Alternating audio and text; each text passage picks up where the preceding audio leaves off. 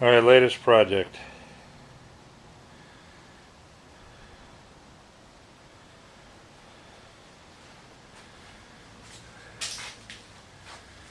Somebody put an electric motor on it at one time.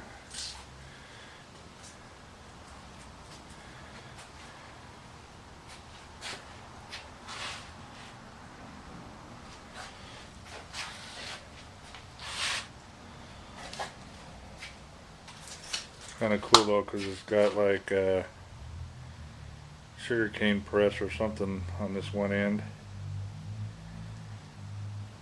But the coolest thing about it is they got both of the augers for it, the chain drive one that goes into the sugarcane mill and the one for your flour to come out with the paddles. See what happens, see how long it takes. Alright, started tearing it down.